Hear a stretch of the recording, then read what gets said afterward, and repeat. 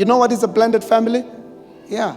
So I had children, and then she had children, and then we got married.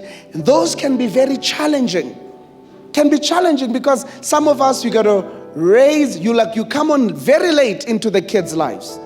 And they may never see you as a dad, or they may never see you as a mother. It takes time to settle, but it can settle.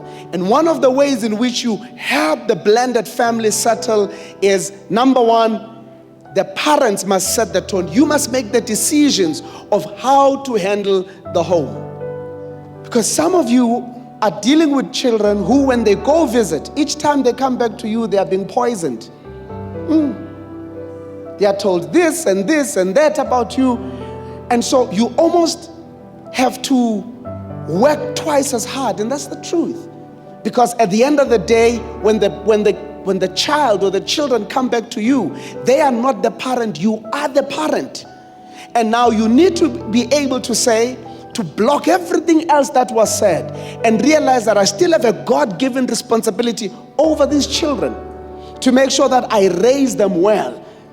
And you gotta, it's gonna make you a prayer warrior blended family, because you're gonna have to pray yourself into that place where you're saying, Lord, just help me to be able to handle this.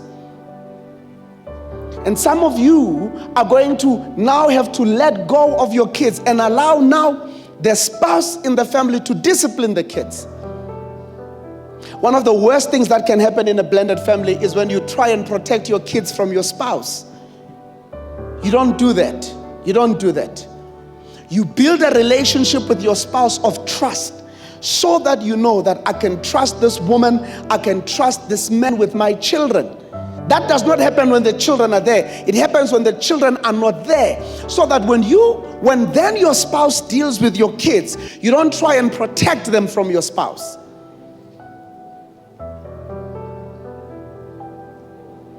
One of the things that also help that you have to deal with in the blended family, some of us, maybe also with single parenting, you have got to let go of your anger of the father of this child, or the father of these children, or the mother of these children. Because each time, some of us unknowingly, we say things to our kids about their parents in anger. And anger is poisonous. You see, you may think it's just a moment. Children are like sponge. You know, a dry sponge, if you put water on that thing, before you know it, all the water is absorbed into that thing. And at some point, the kids are going to regurgitate that back into the family. And it causes such havoc. They themselves don't understand why they are angry.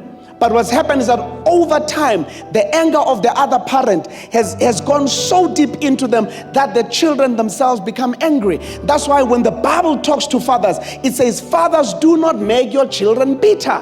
Do not make them angry. So we got to handle this thing very well. And let me tell you something, for those of you that are in blended families, you know, God has a sense of humor. You know, I always look at how somebody comes with children in the ministry and then into the family, and then suddenly they look exactly like that man. Have you guys seen that? Or the girls look exactly like, it's like, what's going on here? Are you sure this? Or the child, you know, you come into the marriage and then you find somebody with a child, and then the next thing, she just behaves like your mamngan. You're like, but this is mamngan Dora's behaviors, you know? It's God's sense of humor. And when things get there, I want you to understand that those children, God has given those children to you. Here's the reality of life. You know, look, we don't like to talk about this, or at least with church, we try and act like these things never happen. Some of us will get married a bit later than others, right? And if you get married later, you may find a spouse with children. Some of us, we may get married earlier, but we still find a spouse with children, because some people started having children earlier. Some of us may go through a divorce and then later on meet someone, right? So these are realities that are around our lives. And we cannot not address them because they don't look like what we wish for. Because there is what we wish for.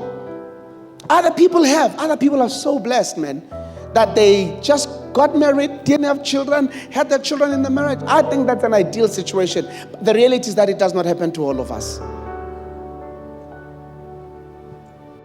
So if we find ourselves in that situation, if you are going to be a mother, imagine suddenly you are a mother of a 13-year-old and you've never had a child. The way it's so stressful, How are you even going to wrap your head around that? But here's what I want you to do. Here's what I want you to realize. If you become a mother of a 13-year-old suddenly, realize that God has trusted you with a 13-year-old. It is that is all in divine purpose. There's no mistake in it. There isn't. Do you think God never saw you caught God by surprise that now sudden? No. All of this. And some of you then don't realize in that process that all this while God was giving you capacity to come take on a 7-year-old, a 13-year-old. You already have that capacity. But the most wonderful thing, the right thing to do is to make sure that you purge the poison out of that relationship. Are you with me, Bazalwana, this morning? Remove the poison out of that relationship. Either the poison of the mother of the kids or the poison of the father of the kids or whoever.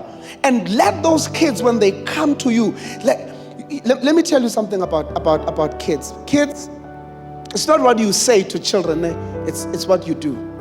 But there's a consistency that when you show children, it doesn't matter who poisoned the kids. I don't know why I'm emphasizing this, but the kids at some point will know.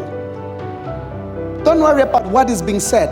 You do what you must. You do it faithfully. You do it to the best of your abilities. And you don't know what you don't know, right? You can't do what you can't do.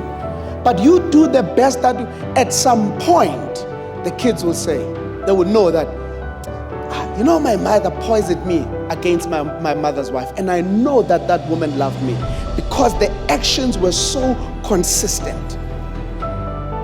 You love that child or those children. You pray for them daily. You do what you can. You see what God is going to do for you. Amen.